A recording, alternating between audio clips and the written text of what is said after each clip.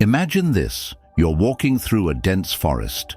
The air is thick, the path is unclear, and suddenly you hear a rustling behind you. You turn, and there it is, a shadowy figure, whispering doubts, spreading chaos, and trying to pull you into its world. What do? Do you run? Do you fight? Or do you stand still, unshaken, and let the shadow pass? This, my friends, is the art of dealing with toxic people. And no, it's not about fighting or fleeing. It's about mastering the art of staying calm, centered, and untouchable. It's about understanding that their toxicity is not your burden to carry. But how? How do you rise above the chaos without losing yourself? How do you protect your peace without engaging in their drama? Welcome to the first chapter of The Art of Dealing with Toxic People. Today we'll explore the ancient wisdom of Stoicism, a philosophy that teaches us how to navigate life's storms with grace and resilience. And trust me, by the end of this journey, you'll see toxic people not as threats, but as opportunities to grow stronger, wiser, and more unshakable. So, let's begin. But first, a question. What if I told you that the key to handling toxic people lies not in changing them, but in changing how you respond to them? What if I told you that their power over you is an illusion, one that you can shatter with a few simple principles? Intrigued? Good, let's dive in. Stoicism teaches us that we cannot control the actions of others, but we can always control our reactions. This is the foundation of dealing with toxic people. They thrive on chaos, drama, and emotional reactions. But what happens when you refuse to play their game? What happens when you respond with calm, clarity, and purpose? In this chapter, we'll uncover the first step, asking basic questions. Toxic people love to provoke, to stir the pot, to make you react. But when you respond with simple, thoughtful questions, you shift the dynamic. You take back control. For example, when they try to drag you into their drama, ask, "What happened?" or "Why do you think they did that?" These questions do three powerful things. 1. They shift the focus away from you. 2. They interrupt their toxic narrative. 3. They force them to think rather than react. And here's the secret. Toxic people don't like to think. They thrive on emotion, not logic. So when you ask questions, you disarm them. You take away their power. But this is just the beginning. Over the next 6 chapters, we'll explore more strategies, like the "I'm not sure" technique, setting clear boundaries and rising above their negativity. Each step will bring you closer to mastering the art of dealing with toxic people. So, are you ready to take back your power? Are you ready to walk through that forest, unafraid of the shadows? Stay with me. The journey has just begun. Let me ask you something. Have you ever been cornered by someone who just needed your opinion on the latest gossip? Or maybe they wanted you to take sides in a conflict that had nothing to do with you. It's like being handed a lit match in a room full of fireworks. One wrong move, and everything explodes. But what if I told you there's a way to defuse the situation without saying much at all? What if I told you that 2 simple words could save you from drama, protect your peace, and keep you out of the toxic crossfire? Those 2 words are, "I'm not sure." Welcome to Chapter 2. The "I'm not sure" strategy. This is your secret weapon for staying neutral in a chaotic world. Let me explain. Toxic people thrive on drama. They want you to react, to engage, to take sides. But when you respond with "I'm not sure," you do something extraordinary. You refuse to play their game. Here's how it works. When someone tries to pull you into gossip or a sensitive issue, instead of giving your opinion, you simply say, "I'm not sure." For example, "Did you hear what she said about him?" Your response, "I'm not sure." "Don't you think he's being unfair?" Your response, "I'm not sure." This strategy does 3 powerful things. 1. It saves you from drama. By not taking sides, you avoid getting entangled in conflicts that don't concern you. 2. It protects your emotional boundaries. You don't give away your energy or your peace. 3. It prevents them from using your words against you. Toxic people love to twist your words and use them as ammunition. When you say, "I'm not sure," you give them nothing to work with. But here's the deeper truth. "I'm not sure" isn't just a phrase, it's a mindset. It's about recognizing that not every battle is yours to fight, not every opinion needs to be shared, and not every conversation requires your emotional investment. Stoicism teaches us to focus on what we can control: our thoughts, our actions, our responses. When you say, "I'm not sure," you're exercising that control. You're choosing peace over chaos, clarity over confusion, and wisdom over reactivity. So the next time someone tries to pull you into their drama, remember, you don't have to engage, you don't have to react. You can simply say, "I'm not sure," and walk away with your peace intact. But what happens when the drama finds you anyway? What happens when the toxic person refuses to let go? That's where our next strategy comes in: avoiding unnecessary arguments. Stay with me, the journey continues.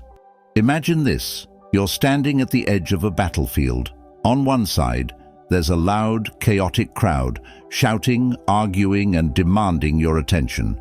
On the other side, there's a quiet path leading to peace, clarity, and inner strength. Which do you choose? For many of us, the answer seems obvious. But in the heat of the moment, when toxic people provoke us, it's easy to get drawn into the chaos. We feel the need to defend ourselves, to prove our point, to win the argument. But here's the truth: not every battle is worth fighting. Welcome to Chapter 3, Avoiding Unnecessary Arguments, Choosing Your Battles Wisely. Today, we'll explore how to step back from the noise and protect your peace. Let's begin. Toxic people love arguments. They thrive on conflict, on dragging you into debates that drain your energy and disturb your peace. But here's the secret: you don't have to engage. In fact, the most powerful response is often no response at all. Stoicism teaches us to focus on what's within our control: our thoughts, our actions, our responses. When you engage in unnecessary arguments, you give away your power. You let someone else control your emotions and dictate your energy. So how do you avoid this trap? Here are 3 steps. 1. Recognize the pattern. Toxic people often use the same tactics: provocation, exaggeration, and manipulation.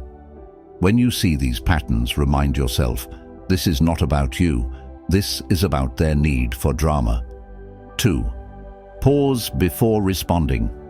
When you feel the urge to argue, take a moment to pause. Ask yourself, is this worth my energy?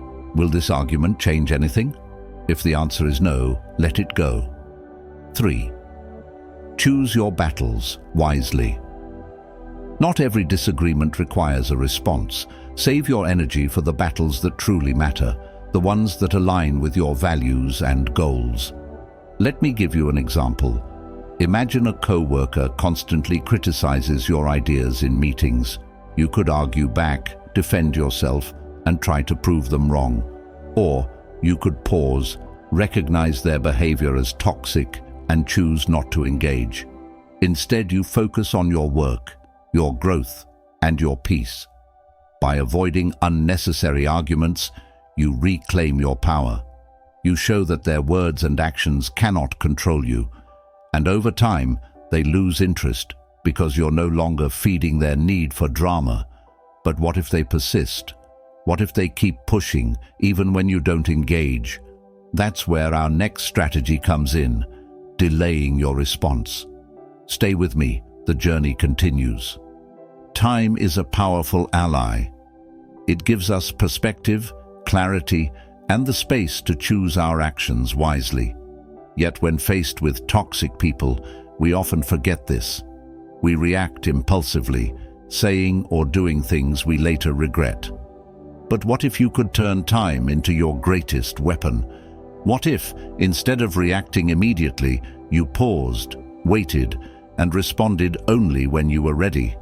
Welcome to Chapter 4, Delaying Your Response, the Power of Patience.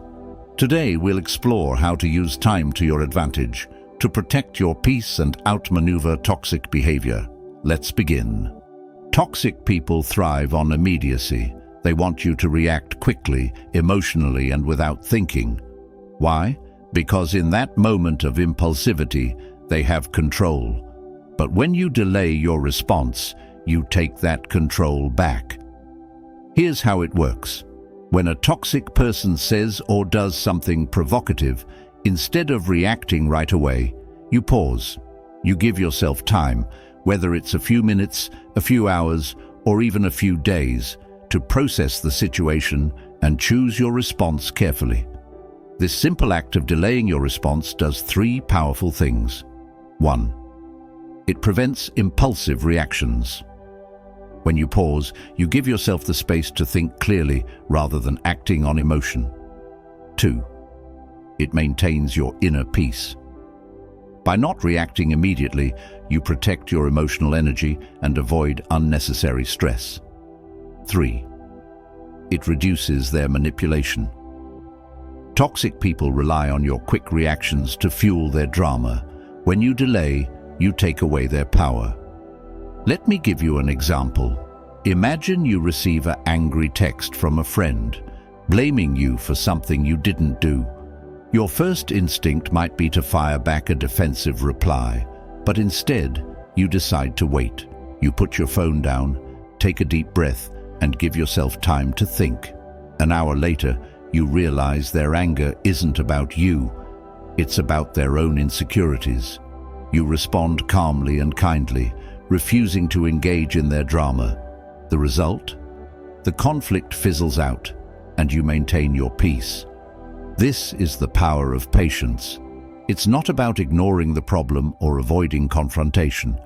It's about choosing when and how to respond, so that you remain in control of the situation. Stoicism teaches us that we cannot control the actions of others, but we can always control our reactions.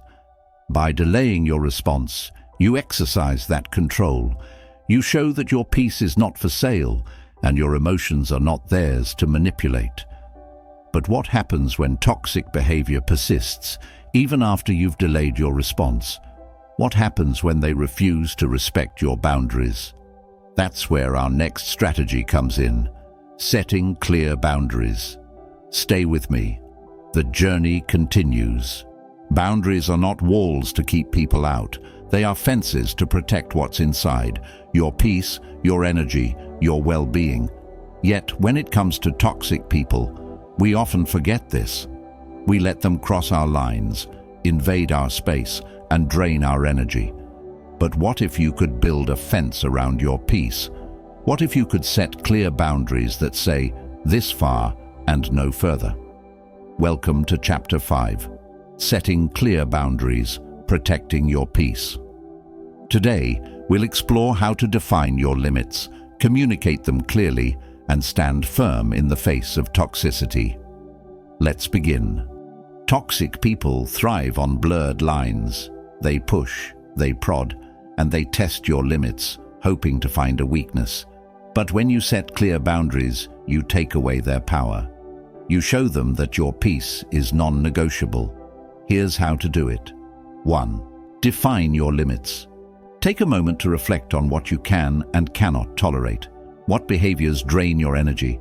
What actions disrespect your values? Write these down. Clarity is the first step to setting boundaries. 2. Communicate clearly. Once you know your limits, communicate them calmly and firmly. For example, I'm happy to discuss this, but I won't tolerate yelling. I need some time to myself right now. I'll reach out when I'm ready. I can't help you with that, but I'm happy to support you in other ways. 3. Stand firm. Toxic people may test your boundaries. They may push back, guilt trip you, or try to manipulate you into changing your mind. Stay firm. Remember, boundaries are not about controlling others. They're about protecting yourself. Let me give you an example. Imagine a family member constantly criticizes your life choices. You've tried to ignore it, but it's starting to affect your self-esteem. So you decide to set a boundary. The next time they criticize you, you say, "I value your opinion, but I need you to respect my choices. If you continue to criticize me, I'll have to end this conversation." At first, they may resist. They may accuse you of being too sensitive or unreasonable, but by standing firm, you show them that your peace is more important than their approval. Stoicism teaches us to focus on what we can control: our thoughts, our actions, our responses. Setting boundaries is an act of self-control. It's about choosing to protect your peace, even when others try to disrupt it. But what happens when toxic behavior continues, even after you've set boundaries? What happens when their negativity starts to seep into your own thoughts? That's where our next strategy comes in: avoiding negative self-talk. Stay with me. The journey continues. Have you ever noticed the voice inside your head? The one that whispers doubts, criticizes your choices, and magnifies your mistakes. For many of us, this voice becomes louder when we're dealing with toxic people. Their negativity seeps into our thoughts, and suddenly we're not just fighting them, we're fighting ourselves. But what if you could silence that voice? What if you could replace it with kindness, understanding, and self-compassion? Welcome to Chapter 6. Avoiding negative self-talk, embracing self-compassion. Today, we'll explore how to protect your inner world from toxicity and cultivate a mindset of self-love. Let's begin. Negative self-talk is like a poison. It starts small, a single thought, a fleeting doubt, but over time, it can consume you. When toxic people criticize or belittle you, it's easy to internalize their words and turn them into your own. But here's the truth: their words are not your truth. Stoicism teaches us to focus on what we can control: our thoughts, our actions, our responses. And one of the most powerful things we can control is the way we talk to ourselves. Here's how to break free from negative self-talk. 1. Recognize the pattern. Pay attention to your inner dialogue. Are you constantly criticizing yourself? Do you magnify your flaws and minimize your strengths? Awareness is the first step to change. 2. Challenge the thoughts. When a negative thought arises, ask yourself, is this true? Would I say this to someone I love? Often you'll find that these thoughts are irrational or exaggerated. 3. Replace with kindness. For every negative thought, replace it with a kind one. For example, instead of "I'm not good enough," say "I'm doing my best and that's enough." Instead of "I always mess up," say "I'm learning and growing every day." Let me give you an example. Imagine a toxic co-worker constantly undermines your ideas. Over time, you start to doubt yourself. You think, maybe I'm not smart enough. Maybe I don't belong here. But then you pause. You recognize these thoughts as negative self-talk. You challenge them. Is this true? I've worked hard to get here, and I have valuable ideas to share. And finally, you replace them with kindness. I am capable. I am worthy. I belong here. By practicing self-compassion, you protect your inner world from toxicity. You remind yourself that your worth is not defined by others' opinions. But what happens when the toxicity is overwhelming? What happens when their words and actions feel too heavy to bear? That's where our final strategy comes in, rising above the toxicity. Stay with me. The journey continues. Imagine standing here on this mountaintop, looking out at the world below. The air is clear, the view is breathtaking, and for the first time you feel free. free from the chaos, the drama, the toxicity that once weighed you down. This is what it means to rise above. It's not about escaping the world, it's about seeing it from a higher perspective. It's about mastering your emotions so that no matter what happens below, you remain unshaken. Welcome to Chapter 7, Rising Above the Toxicity, the Art of Emotional Mastery. Today, we'll explore how to transcend the noise, reclaim your power, and live with unshakable peace. Let's begin. Toxic people thrive on chaos. They want to pull you into their world, where emotions run high and logic is forgotten. But when you rise above, you refuse to play their game. You choose to see the bigger picture, to focus on what truly matters, and to respond with clarity and purpose. Here's how to master the art of rising above. 1. Focus on facts, not emotions. When toxic people say or do something hurtful, it's easy to get caught up in the emotion. But instead of reacting, pause. Ask yourself, what are the facts? What is within my control? By focusing on facts, you strip away the drama and see the situation for what it really is. 2. Maintain emotional balance. Stoicism teaches us that our emotions are not caused by external events, but by our interpretation of those events. When you feel anger, frustration, or hurt, remind yourself, this is not about me. This is about their toxicity. By reframing your thoughts, you regain control of your emotions. 3. Be rational and objective. Toxic people often act irrationally. They exaggerate, manipulate, and distort the truth. But when you respond with rationality and objectivity, you take away their power. You show that their behavior cannot sway you. Let me give you an example. Imagine a toxic friend constantly blames you for their problems. They say things like, "You're the reason I'm unhappy," or, "If you cared about me, you'd do what I want." Instead of reacting emotionally, you pause.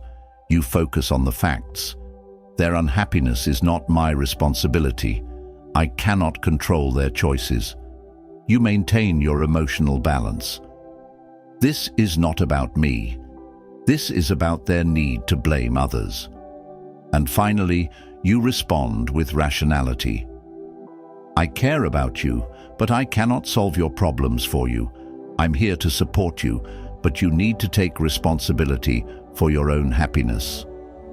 By rising above, you show that their toxicity cannot touch you. You reclaim your power and live with unshakable peace. Stoicism teaches us that the ultimate goal is not to control the world, but to control ourselves. When you master your emotions, you become unstoppable. You show that no matter what happens, you can rise above. And so, we come to the end of our journey. But remember, this is not the end, it's the beginning. The beginning of a life free from toxicity, full of peace and guided by wisdom. Thank you for joining me on this journey. May you rise above, and may your peace be unshakable.